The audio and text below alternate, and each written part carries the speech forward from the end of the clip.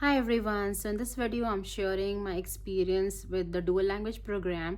So last year my child started kindergarten, and in the kindergarten the school has an option if if you want to give your child name for the dual language program, and it was a lottery based system. So you give your child names, and if it is picked up in the lottery they get to attend the dual language program. So with my elder daughter, she was interested in attending like a dual language program. She wanted to learn other language. Her IQ was higher and she was really good at curriculum studies. Academically she was really good. So I was hoping for her, but her name was not picked up in the lottery, so she just went to the regular elementary school with everything English. But for my younger one, her name was picked up in the lottery. She was lucky, I guess. But and it was only for 20 kids, I think 2022 kids they for that program. So uh, one thing which I learned was in the school was like, you really need to commit to this program because it's going to be like all like into a different school, and it is going to be Spanish and English, like half in Spanish. So in the morning they'll be doing everything in Spanish, and in the half time of the school everything will be in English. And they are not going to, like, two siblings are not going to be together because it's going to be in totally different schools. So this was something new for me, that they are not going to be together, so it's going to be two different buses, two different schools. And it was something like maybe like, but I still wanted to send her for the Spanish like this, for the Spanish dual language program, because I was thinking that learning new language is going to be like really good, and kids when they are little they learn faster. And but also I was sad that they are not going to be together. So I'm now going to share my experience, how like she handled it and how it worked. So in 2 months, like, I always got this email from teacher that she's crying and she is in stress, and she's just walking the classroom, she's making circle, and she is not sitting at one place. She has she also have couple of accidents, like pee accidents. And she was not eating lunch, and she was stressed out, and she was not eating snack, and there were so many things going on. And initially I thought that, she's starting a new year and it's a separation anxiety because it's kindergarten, and this is the first time they are like, kids are like, for a very longer period of time they are away from your parents, because it starts from like 7:50, like the bus pickup 7:50, 7:55, and they come home by 3:30, 3:40 by the time they're home. So for us, and for my child, it was a very long period of time in a day. So I also like figured something out, like maybe by dropping her off and picking her up, maybe that will help, but did not help at all. And also there was something which I wanted to share, that my child, when she started the kindergarten, she was the first one to be picked up from the bus stop, and in our community she was the only child was attending like kindergarten that year. And then the bus will go to a different community, and they will pick around like 4 kids from one stop, and then 5 from another, and 2 from another. So there were total like 15, 16 kids in the bus, but she was the first one to be picked up. So the bus used to come here at like 7:45, 7:50, somewhere between that. And she was alone in the bus for 7-10 minutes, and that was adding another like a level of stress, because she did not like being alone in the bus. She was scared and she was crying. The bus driver was also complaining, and she said, you need to talk to the transportation. The bus driver himself spoke to the transportation, and they really did not do anything. Then I kept on emailing, and then I spoke to the principal, and I asked that, can you please come and at least check the bus stop. And the principal came, and she was really nice, she was really helpful. And she understood that what I am talking, and why the kid is going through so much stress, and it is not okay, because she just turned 5, because she was born in August, and the school cutoff was 1st September. So she managed in kindergarten, like she got into the kindergarten just with that number of days difference. And she just turned 5, and for her it was very difficult the principal helped, the teachers helped. They understood that what I'm trying to say, because when she was picked up from the bus stop, it took like 7 minutes, I think 6-7 minutes to go to a different bus stop. I think it was total 5 to 8 minutes of time wherein she was alone. And she did not like that part. And her anxieties and her stress was like really like bad at that time, for that 2 months time. And she was not coping well. And I was also understanding in that process. After only I think 1 or 2 weeks, I understood that maybe like I did a mistake by enrolling her into the dual language program. Maybe like keeping things are much simpler.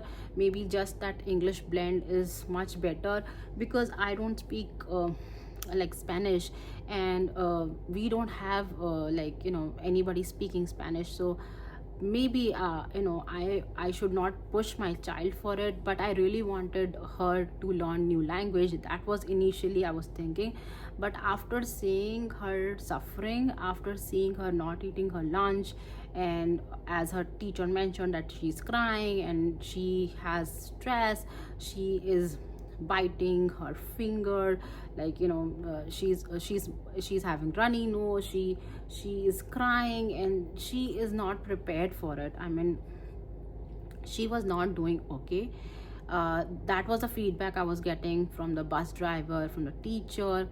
And they understood that she needs help. And after like 1 or 2-3 weeks only, I started to think that maybe I should just take her out from the system of dual language, because as school mentioned initially, that dual language program is totally different. Those kids who are doing a dual language program will be going to different school. They'll be registered into different school and everything. But I have already registered her, and I already done with dual language programs, and like deciding her for that she'll be going for a dual language program. But initially after 2-3 weeks, as I was learning more, like the bus stress, like the school stress, the separation anxiety, everything, I understood that I made a mistake. I should have not done that. Because initially I did not understood whether it's going to work or not. But I was happy that she will learn new language. But it turned out to be a different story altogether, that she did not like it.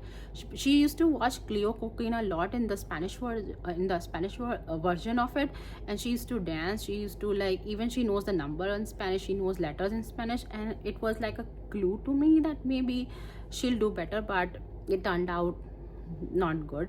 And I decided, I spoke to her principal, teacher, and everybody, and they said that it's totally your decision. We are not going to make decision for your child.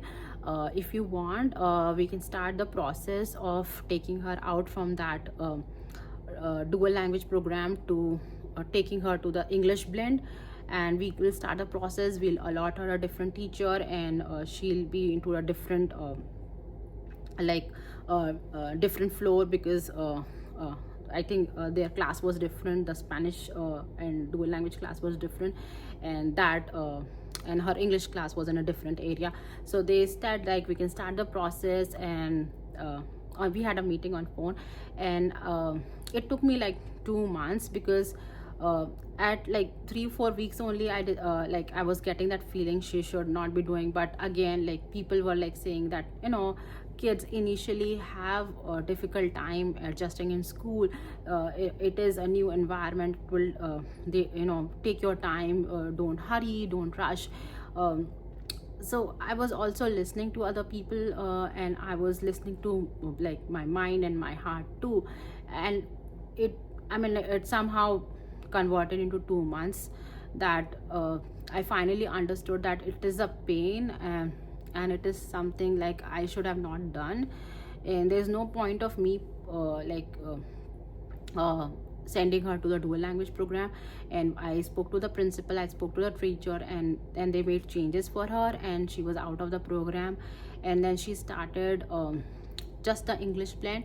And English blend, she started to do well. she was like, started to enjoying little bit school. Like, she has made a friend. Her teachers were really really nice. The principal gave her the like a best teacher to her. That classroom was different. That classroom has more visual aids, more audio, more visuals, more posters.